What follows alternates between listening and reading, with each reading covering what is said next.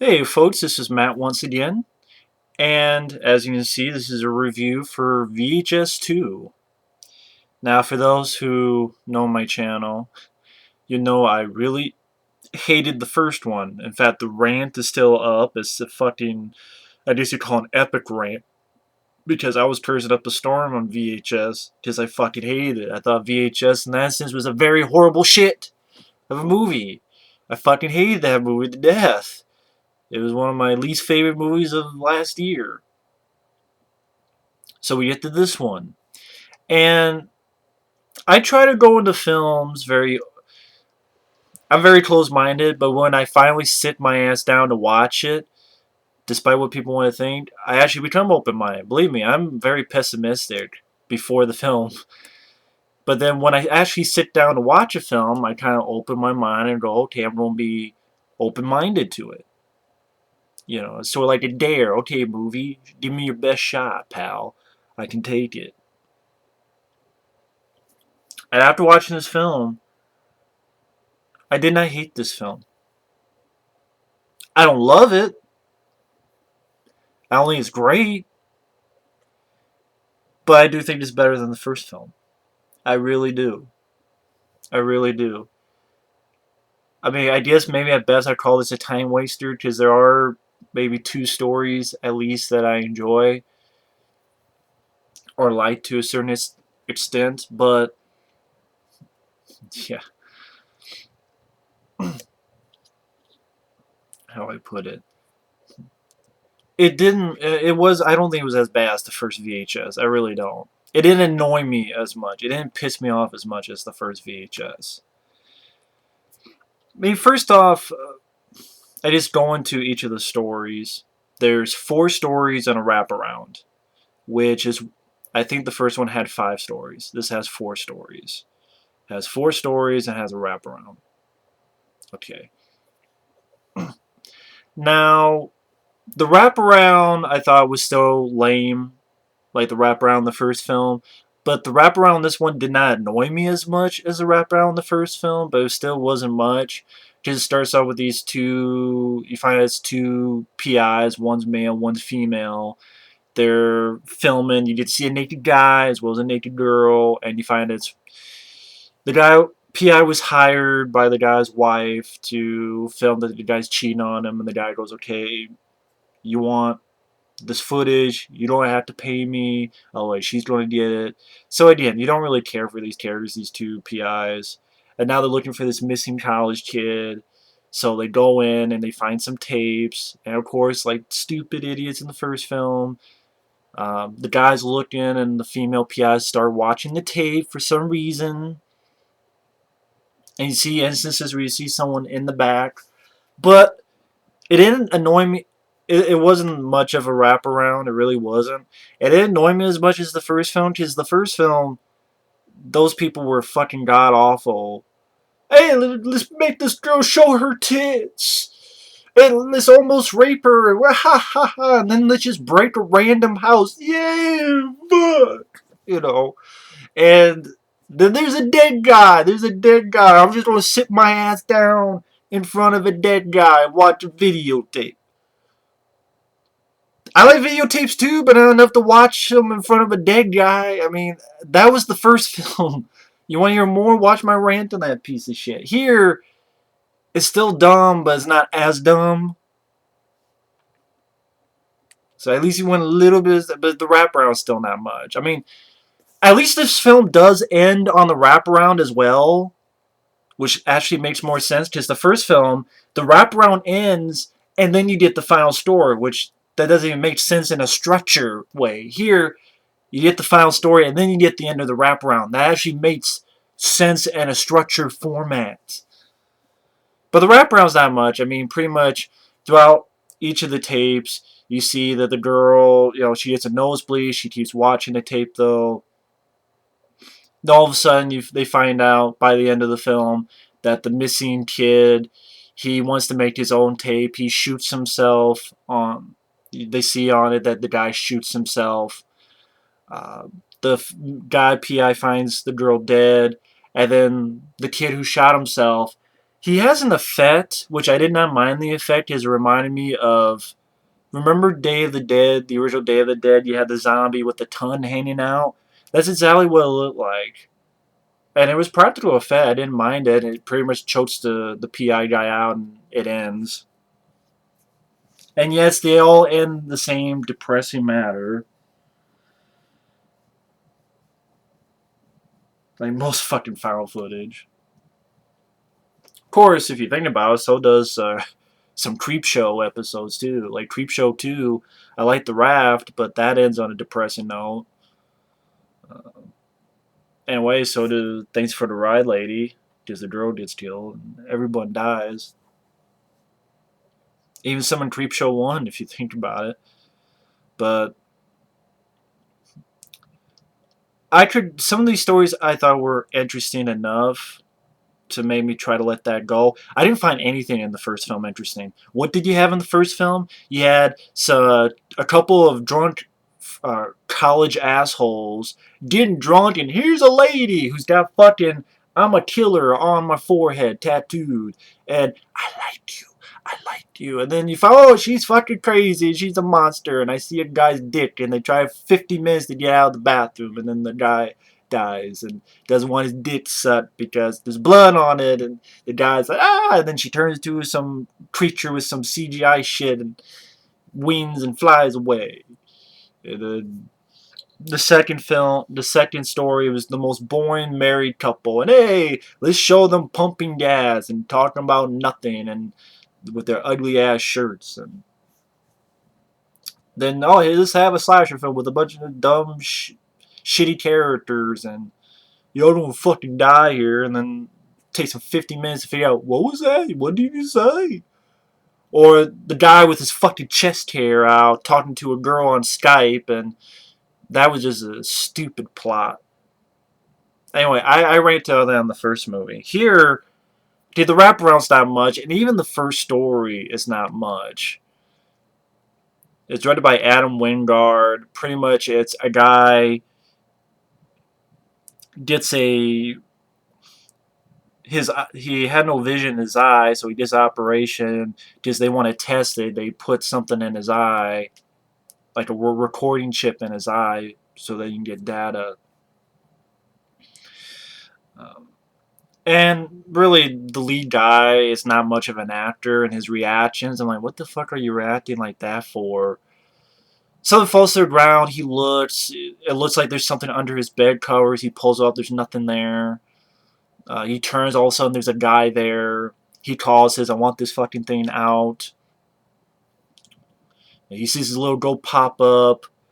Uh, he hides in his bathroom. He wakes up, and then this girl that was at the doctor's office followed him. And the girl was saying about how, I used to be deaf, and they put something here, and now, I could hear things that normal people can't. Just like now, you can't. You see things.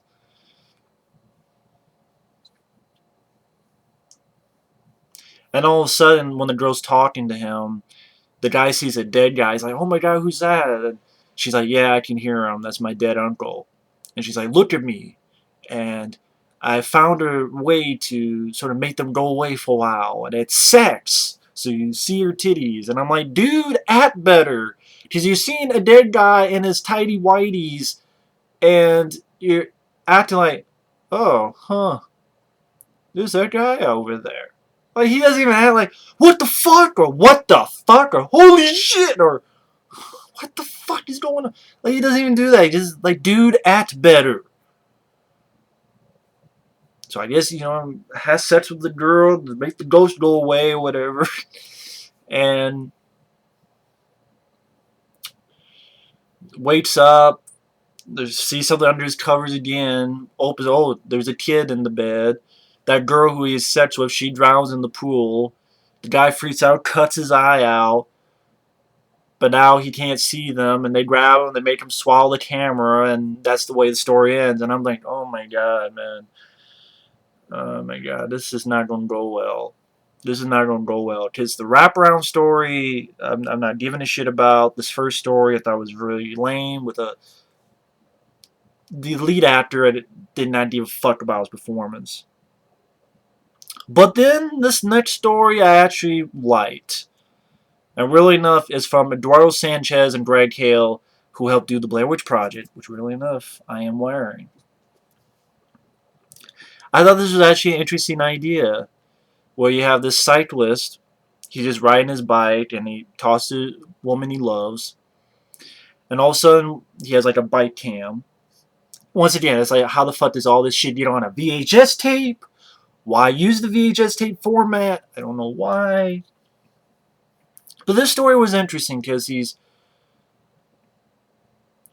riding his bike, and finally, all of a sudden, this woman pops out of nowhere saying that someone she knows was bit. She starts puking blood and then bites him, and the guy kills her and runs off, but then he dies. And you see from his camera's point of view. And these two people come up to him to see if he's okay, and so ultimately he becomes a zombie and bites them. And it was interesting because it was in the point of view of a zombie. As you see the point of view of a zombie, so the zombie's like trying to figure stuff, tries to eat stuff that's not flesh, then spits it out because doesn't like it, sees his stomach, rips it open, eats the intestines, bites this guy's fingers. Then the girl he bit, she comes by and she's a zombie and they're snacking on him. And that guy wakes up because he's a zombie and they all walk towards a birthday party. And one guy like smacks him with a baseball bat. And you see from guy gets smacked with a baseball bat, the zombie. And one guy like stabs him. I like little moments that they did here. Like he tries to attack a van. Then you have this quiet moment where the zombie actually sees itself in the reflection of the van, and like the whole thing becomes silent. So it's like the zombie notices itself and the reflection, like, oh my god, what the hell? But then gets shot and picks up, gets back up. Uh, then notices this little bear, this toy bear, and then it gets run over. Zombie gets run over, and I thought they did a lot of stuff interesting with the camera. But also, this story had a little bit of a heart to it. But it doesn't make any fucking sense that, okay, in this world of these tapes, what, there's a zombie epidemic that no one fucking knows now because it's on this tape? Or is it an alternate universe? That's what I mean.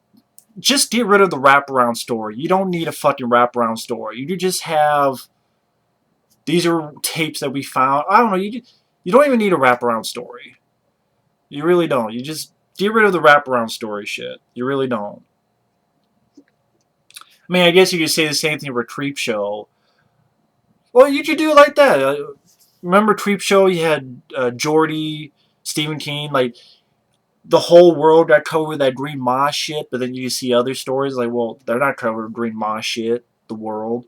That's what I mean. Don't deal with the wraparound story. Just give us the stories and that's it. So they're all in their own world. But then, there's these tapes. I'm like, well, there's no zombie epidemic, so where the hell did this tape come from? Alternate universe? So, the logic doesn't really work. But just seeing the story by itself from beginning to end, I like the idea being the point of view of a zombie. The film didn't really annoy me. I thought some of the makeup effects was actually practical and pretty good. I like little moments like you see his reflection in the mirror, and I like you see the point of view of the zombie getting hit with a baseball bat, getting stabbed with something, getting run over. And then I really liked the ending. I liked the ending. I thought it gave a little bit of a heart. Kind of reminded me a teeny bit of The Fly. I mean, The Fly, of course, is a much better movie, but because he gets a call from his woman saying, hey, oh, you don't pick up, I love you, this and that. And you hear the zombie, the point of view of the zombie, moan sadly for a bit. Moan sadly for a bit. Then it sees a shotgun and it actually crawls over to the shotgun. And I swear it's like, is he crying? and then shoots himself. And then the story ends, and I went, okay, you know what? I can honestly say I enjoy that story. There's not a single story I liked in the first film. I liked a little bit at the ending of the last story of the first film, but there's not one story that I could say I liked. Here, okay, there's one story I liked, and it's really enough from the guys who did the Blair Witch Project. I liked that story. I thought that was a good story. Then you get to the next story, which is from Gareth Evans from The Raid. I like this story only for its batshit insane quality to it.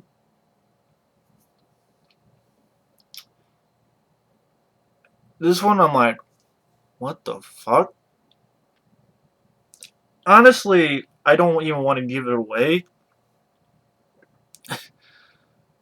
Um, so I'll do this. When this can is up, there's spoilers. When it's down, there will be no more spoilers for that segment. Because this is sort of kind of a crazy one. It's about this Indonesian cult called the Paradise Gates. And you have this father figure that wants to wash the children of the impurities. And you're wondering, okay, they don't really go forward with that, but like just a little hint, kind of like in Rambo 4, you get a hint of, okay, is this guy doing something with these kids? But that's as far as it goes. And the camera crew, they're fine. They're not annoying. They're not irritating. They're fine. That's the thing. Like these actors didn't annoy me. Like there was no one in the zombie point of view one that annoyed me. Here, there's no one that annoyed me. And you get this little bit that this guy finds out that his fiance is was mucking with his best friend, and she's going to have his best friend's baby. Even though that's the guy's fiance. You get a little bit of that, but it doesn't go too in depth. And they're looking through this cult. All of a sudden, this bell starts to toll, and the father figure says, "It's time." And all of a sudden, just some crazy shit happens. The best friend who's having the baby with his buddy's fiance. He finds this girl whose stomach is wide open on this table. Some good practical effects. The father figure stabs this cameraman with a box cutter, and all of a sudden there's just this mass suicide where uh, fucking they've they've given these kids these liquids to drink, and all of a sudden you find them all dead.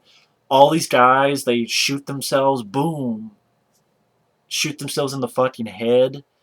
Uh, there's some shotgun stuff where one of the cult members is shooting the others with a shotgun, and they're uh, trying to shoot the guy who's looking for his fiance. Ultimately, he gets killed, and then the best friend is trying to find the girl, and he goes up here to this place where they've taken the girl. And then there's this fucking explosion, and the father figure pops up, and he's like, "It's time, it's time," and then the guy blows up in like a practical bloody explosion. And all of a sudden, you see things on the fucking ceiling crawling. You're like, "What the fuck was that? Like, what the fuck is going on?" And he finds the girl. Granted, there's some bits of the story I didn't like. You see the stomach of the girl, that he was having the baby with. You see some CGI bubble from the stomach, kind of like Dawn of the Dead remake. I didn't like that bit. You didn't have to do that CGI. I thought it was kind of meh. But all of a sudden, a fucking horn comes out of the goddamn stomach. I'm like, what the fuck? And then this horn creature. And I like the way they did this. It was done practical. It's not a CGI creature. This horn creature starts coming out of the woman's stomach. I'm like, what the fuck? And the guy is trying to get the fuck out of there. And then the Cameron that was killed with the box cutter, he's now a zombie. Now everyone who killed themselves, they're like zombies. Granted, I don't know what the fuck's going on, but obviously it's the second coming of, I guess, the Antichrist or whatever the fuck, demon shit. There's all these fucking zombies and all this craziness that you're seeing. I'm like, what the fuck? The guy gets in this car and the car gets hit by this creature and the creature's on top. And it's pretty much a goat-like, a black goat-like creature, which a lot of films, when they deal with demonology, it's a lot of times it's the goat. It's a black goat with a horn. And it's practical.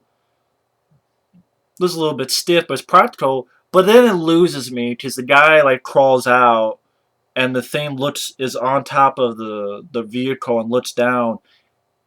It loses me when it fucking talks and says, "Papa." I went, "Papa? Papa Smurf? Papa Gump? What the fuck? Papa Bear?" You didn't. Obviously, I guess they did that because just to hit the point across of, yeah, this guy was the father of this girl, and he was the father. He is the father of this thing. Of course, again, there's like 50 questions. Like, wait a minute. I guess because they grabbed her and they put all this shit on her stomach, these incantations. That's why she gave birth to this thing.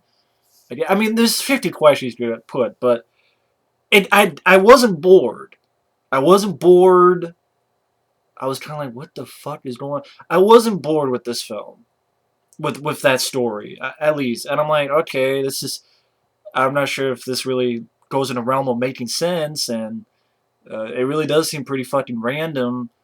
But I wasn't bored with it. I wasn't bored, and you got some good practical effects and some crazy sequences.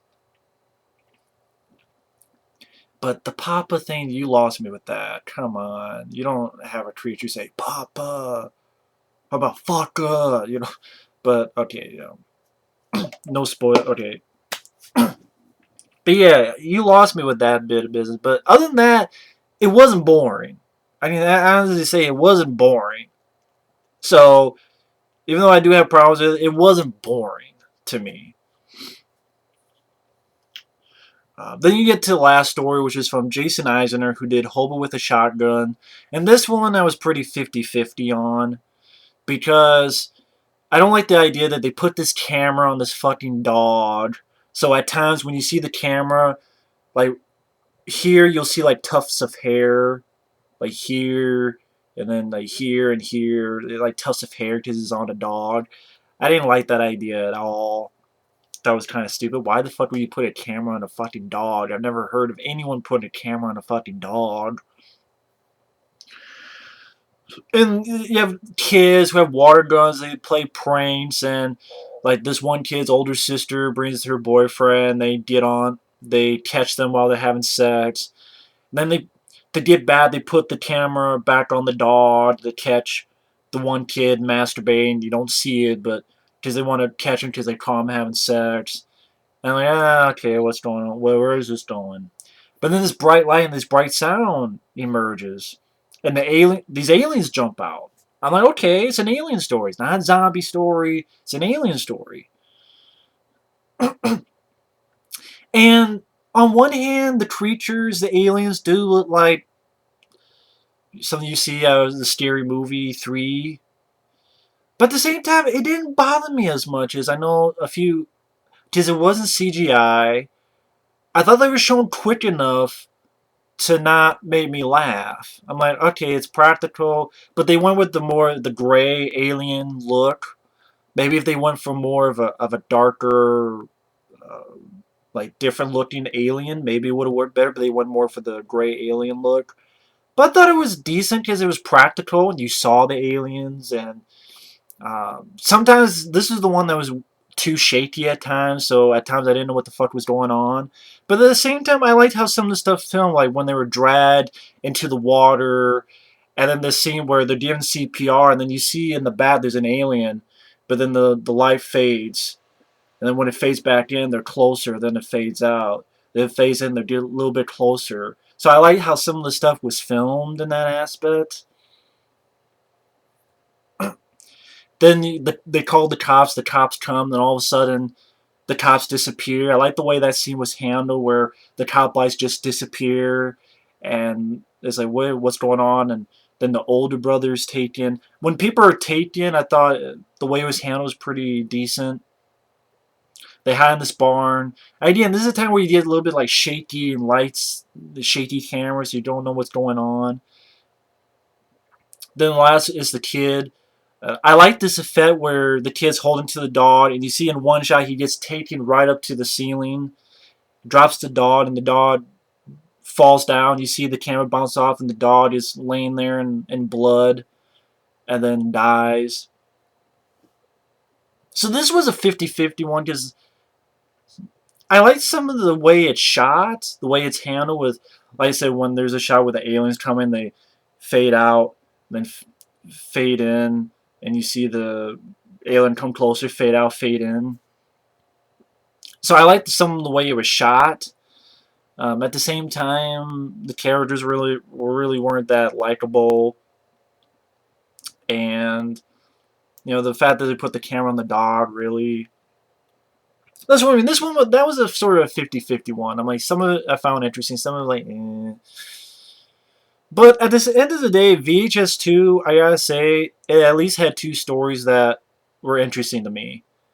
One, I thought the cyclist one, I thought that was the best story with the point of view of a zombie. That had a little bit of heart at the end. I like that.